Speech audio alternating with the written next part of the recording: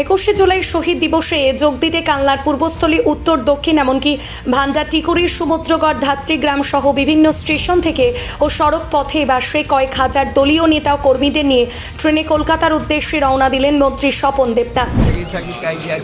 আচ্ছা, কত সংখ্যক যাচ্ছে কর্মী? এই নবদ্বীপ স্টেশনে তো শুধু আমরা আসি না, নবদ্বীপে যারা আছেন তারা যান এখানে।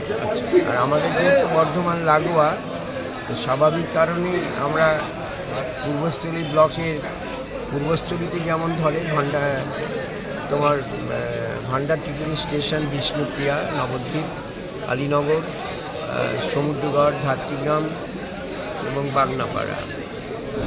অপরদিকে অমর 21শে জুলাই শহীদ স্মরণে মেমারি 2 নম্বর ব্লক তৃণমূল কংগ্রেসের উদ্যোগে বোহার 1 নম্বর অঞ্চল তৃণমূল কংগ্রেস কর্মীরা 21শে জুলাই শহীদ স্মরণে সভায় যোগদানের উদ্দেশ্যে রওনা দিলেন। 5টি বাসে করে কয়েকশো কর্মীকে নিয়ে রবিবার শহীদদের প্রতি শ্রদ্ধাঞ্জলি নিবেদনের উদ্দেশ্যে রওনা হন। 2 নম্বর ব্লকের অন্তর্গত বোহার 1 অঞ্চল তৃণমূল কংগ্রেসের পক্ষ হইতে 21শে জুলাই যে আমাদের শহীদ সমাবেশ, আমাদের যে 13 জন কর্মী ওই রাজপথে রক্তাক্ত হয়েছিল সিপিএমের হাতে, সেই স্মরণ সভায় আমরা দলে দলে কলকাতায় সকলে মিলে যোগদান করি। 21শে জুলাই সমর্থনে বর্ধমান দক্ষিণ বিধানসভার পক্ষ থেকে বর্ধমান স্টেশনে প্রতি বছরের ন্যায় এবছরও বিধায়ক খোকন দাসের প্রচেষ্টায় এক ক্যাম্পের আয়োজন করা হয়। এই ক্যাম্প থেকে 21শে জুলাই যারা যাচ্ছেন তাদের জলের বোতল, খাবার এবং ব্যাজ দিলেন বিধায়ক খোকন দাস সহ অন্যান্য তৃণমূল কর্মী সমর্থকেরা।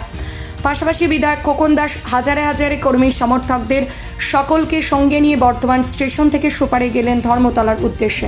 হাজারে হাজারে মানুষ আজকে 21শে তারিখে কলকাতার উদ্দেশ্যে রওনা দিচ্ছে। আমরা সবাইকে ব্যাজ এবং খাবার এবং জলের ব্যবস্থা প্রতিবারই করি, সেটা আমরা সবাইকে দিয়ে দিচ্ছি। সবাই মিলে যাচ্ছে। আমি নিজেও সুপারে যাব। সুপারে প্রচুর লোক আমরা একসঙ্গে বর্ধমান শহর তথা জেলার সবাই যাব। প্রতিবারের থেকে এবার আমাদের লোক সমাগম এখন দেখতে পাচ্ছি বেশি হচ্ছে। অবশ্যই এবার আমাদের বেশি লোক হবে কলকাতায়, কারণ যেহেতু কদিন আগে লোকসভায় আমরা এত ভালো রেজাল্ট করেছি, দলের কর্মীরা উৎসাহিত। প্রতি বছরই তারা 21শে জুলাই যায়। এবার আরও বেশি সংখ্যক দলের কর্মীরা 21শে জুলাই উঠেছে, সবাই রওনা হচ্ছে।